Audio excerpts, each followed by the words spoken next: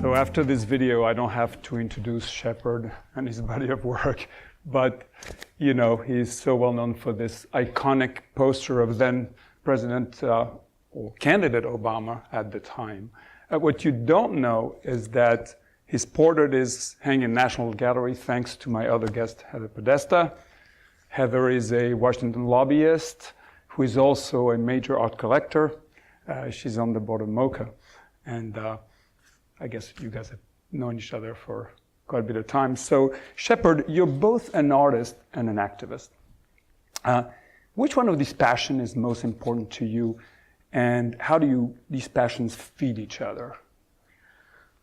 Well, I've liked to make pictures since I was a kid. It was just enjoyed the process of visual problem solving, which I think led to a broader form of problem solving once I became a little bit more aware of social issues and politics. And a lot of that came through punk rock. I got into bands like The Clash, the Sex Pistols, the Dead Kennedys. That led to me discovering other things like Bob Marley, Bob Dylan, Neil Young, Johnny Cash, hip-hop groups like NWA, Public Enemy, Rage Against the Machine. And I looked at all of that as very visceral, inspiring, something, you know, rebellious in a positive way. And I thought, I like making pictures, but I want to say something with it, and I want that energy fused into the work that I'm doing. So, you know, it was a gradual progression. I think I was initially afraid to speak about specific topics because I was nervous that I didn't know enough. But I would speak with my work about general things like questioning authority, the intrusion of surveillance, the abuse of power. And then, you know, as I became an adult and realized that there were a lot of other adults running things that didn't know shit, I was like, okay, maybe I should actually be more outspoken about specific issues, take some time to learn about things, so I feel like I'm justified in my thinking, my positions. It's, you know, intellectually sound, but yeah, you know, it's just been a gradual progression. You're also an entrepreneur. Yes. In a way. And many here are either entrepreneurs or in the entrepreneurial world. And it's interesting because challenging norms, challenging authority is I think there's sort of a commonality between entrepreneurs and artists in that regard. Do you think that's the case? Well, for me, succeeding at business was essential to me having the freedom to say what I wanted to say creatively. And I've always questioned greed and questioned the use of capital as leverage to just accumulate more. But I think that money is it's a means of exchanging, something of merit for, some sort of compensation. And you can do anything that you want with that. That's the thing. A lot of people that I'm friends with from the street art world, the skateboard world, the punk rock world, the activist world, they're very, very suspicious of money. But what I keep trying to impress upon them is if you are able to figure out a business model that you feel is ethical, then you give yourself the power to do things in the world that you can for yourself and for others to improve things. And I think that if a lot of people who are activists were also better entrepreneurs, the world would look very different. And so that's why I'm excited to hear a lot of the ideas in this venue, because I think there is the idea of how good business and good in the world can be woven together. But for me, I wanted to get my work out there. I wanted to use as many platforms as possible. I think that art is frequently too elite and too narrow. So obviously when I was broke, doing street art was pretty much my only option to put my work in front of people. And conceptually it was important because the idea of putting something on the street that wasn't government signage or advertising that, you know, disrupted the usual flow of control of commercial ideas, and showed that there's room for other things out there, I thought was, fairly powerful. But also, it was my way of connecting with people. But as I started to develop things like my clothing line, connections with bands that I would work with, all sorts of other platforms emerged. And for me to reach as many people as possible requires me to be competent at business.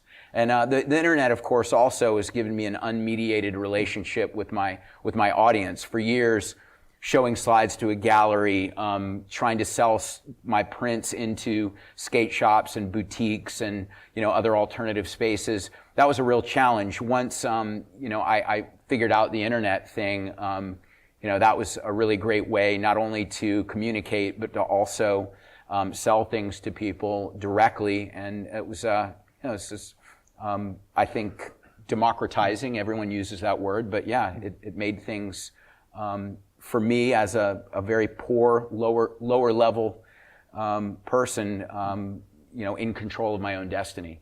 Yeah, I mean, this passion that sort of, whether it's entrepreneurs or artists, it's about passion. And a lot of entrepreneurs actually don't have in mind when they start the idea of money, really. I think it's about being transformative in what they do, and I assume it's the same for you as an artist. Absolutely. And, I'm very, very happy that I have a group of people that I work with who are like-minded, and we like each other. We're not only a team in business, but we're friends, and that what I do, supports people. A lot of younger artists have worked with me and then developed, their following enough that they can actually just go do their own thing, but we still collaborate. So, one of the sides of the kind of art and activism that I do that I'm grateful for is I feel like in my small way I'm incubating things in the world that I want to be around.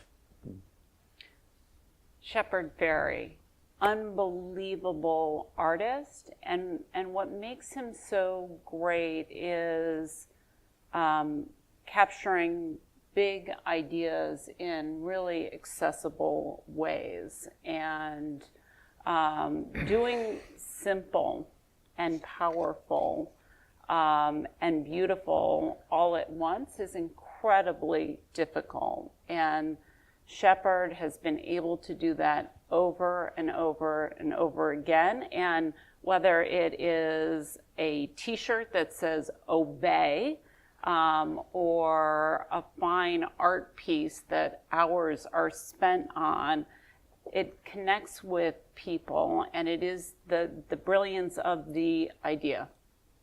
Yeah, thank you. And if you think about it, if you look at your evolution as an artist, in the beginning, more naturally, you were more of a challenging authority in a sense, and challenging the norm in your own way, and finding out how you could distribute your ideas. Yep. And then you evolved to, I feel like, promoting your values in a sense, whether it's progress, hope, or diversity, sort of pushing positive values in. Exactly. I think that everyone goes through a rebellious phase, and in many ways I'm still in mine. But how you channel your frustration in a constructive way, and especially right now when I think that scapegoating, hate, division, that's prevalent. So it's actually really punk rock and against the grain to say we're all human beings. Let's embrace humanity. Yes. Let's start from a place of trust that we have some common values as human beings rather than just suspicion. Yes. So punk rock all the way. Yeah. But I feel like art is my therapy, and I'm a sensitive person. So as I'm working on pieces, I also haven't evolved much since I think I was a teenager, where I responded to things that were very immediate. So when I'm creating things for an audience that's maybe young, not yet jaded, or maybe just not immersed in the world of super sophisticated fine art with a knowledge of critical theory, I want to speak a language that those people can relate to. And so my work's been criticized as too obvious, but that's mostly by the people who love everything very very precious and cryptic. And that's not what I'm trying to do. So I'm always trying to distill things into their most powerful essence in a way that's relatable to the audience. And every now and then it will work. The magic will happen. Perfect storm of variables converging, like the Hope poster, or the We the People series. And there've been other things that I've done that have worked in that way.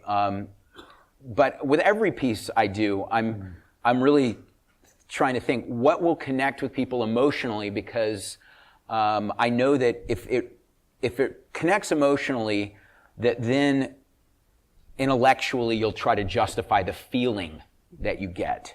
So when you look at why people are able to exist in their echo chambers right now, I think it's because frequently there aren't things that get to you that affect you in a way that that will get past your predispositions. And I think art has the ability to do that. Not every time, but when it's really special. Art, music, film, there are a lot of creative things that can do that, and that's what I'm striving for.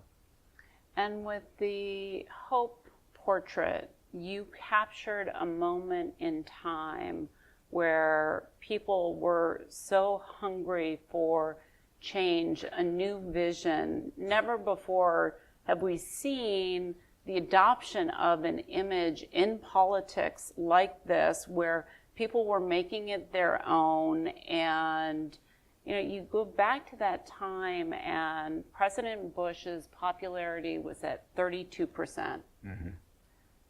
Donald Trump is now at 39%, which gives you a sense of how hungry the country was for change, but also a different narrative. And this image so captured what was happening in the country, being forward-looking and just different. And political art is usually terrible. It's too obvious. The bar was set pretty low for me. Yeah. And so to break through and just have T-shirts and stickers and enthusiasm and this sense of pride within the Obama movement to wear this image or have this image, and it was an unbelievable time, and you captured that light at that moment. So if you fast forward 10 years later, and then what happened during the 2016 election, and this whole part of the electorate that felt left behind, that voted for Trump, would have voted for Sanders, I suppose, maybe, or some of them. Yeah. And also, in a sense, you feel them saying, we're against the establishment. It's really an anti-establishment vote. So in a sense, changing the norms as well, changing all that. So when you think about that and your art, is there a way that you can reach out to these people with your art? And I know you're trying. And how do you think that you can do that, and sort of this idea of unity, in a sense, and of trying to unite people a little bit more? Well, with the We the People series, part of my goal was to have a patriotic feel, and use some American flag iconography, the color palette, but to say that there's equal. We're all equally American, and that's how American you are. Is not your religion, your skin color, your gender, but it's it's a challenge to appeal to people who maybe have been coached to scapegoat and to think that their success is being, their potential for success is being eroded by acknowledging the humanity and validity of people that they've always sort of taken for granted would be pushed to the margins. And so I'm torn. I'm in a position where I want to advocate for equal treatment for everyone, but I also want to support the people that are most vulnerable. But what is I've been trying to put across in some of the pieces I've been doing is that anyone who isn't an oligarch is vulnerable. So the way things are working now with campaign finance and I just think that it's I think it was Princeton did the study on whether the average person was 60% of the population was for an issue. If people like the Koch brothers were against it, Congress would go that way. And this is what Heather does for a living. She knows the ins and outs of this. Yes. But I'm trying to put across in a lot of my work the idea that that we're all we all need to have our eyes open to the dynamics of the system. But there's not one easy way. If I knew that, I'd already be making the work that's designed to do that. So thanks for pointing out my deficiencies. I think you're doing a pretty good job of tackling it. The We the People posters, which showed up in all of the women's marches, are very much conveying a message of hope, but also of all Americans and women at this time. And I even love the T-shirt that you're wearing today, which is "Make America Smart Again." And so there are ways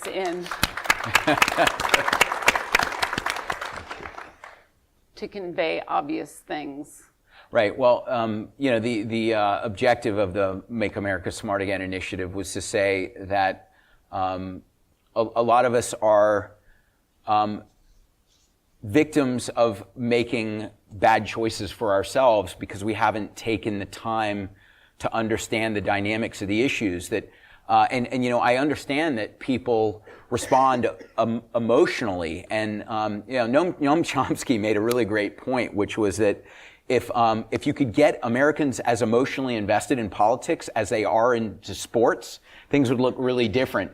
Because look at all the nuances of sports that people who might not even be college educated can totally parse in a sophisticated way, and they will have heated debates. But then you talk to them about the government shutdown and all the workings of that, and they're like, yep, sorry, you lost me there. But yeah, I'm very into the idea of empowerment. So part of my poster and sticker campaign was the principle of it was you don't have to be a spectator. You can be a participant, and you can empower yourself. And politically, it's the same thing. Voting is really important. I want people to vote, but also to learn what they're voting for.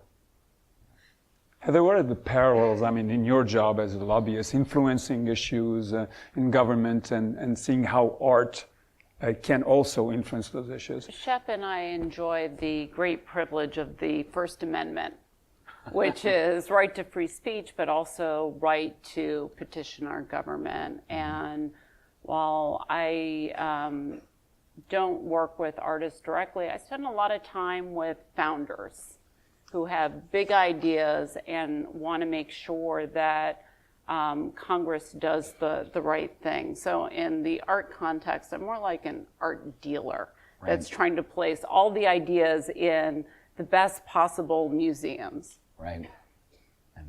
Shepard, I saw in your Twitter feed that you also participate in getting the vote out or pushing people to vote. I think you were asking for artist submissions for a project that you're involved with. about? Yeah, the Amplifier Foundation, which is who I worked with on the We the People series. There are ongoing initiatives with Amplifier, and a lot of it is call for entries on art around different social issues, and there's incarceration reform, there's immigration, police brutality. But the amazing thing about the Amplifier model is that a lot of people who are artists are frustrated because they don't find good outlets for their work. But anyone who saw the different series of posters that not just mine, but there were several other artists that worked on We the People as well, they see how something can go viral and they're inspired, and so it's accepting submissions.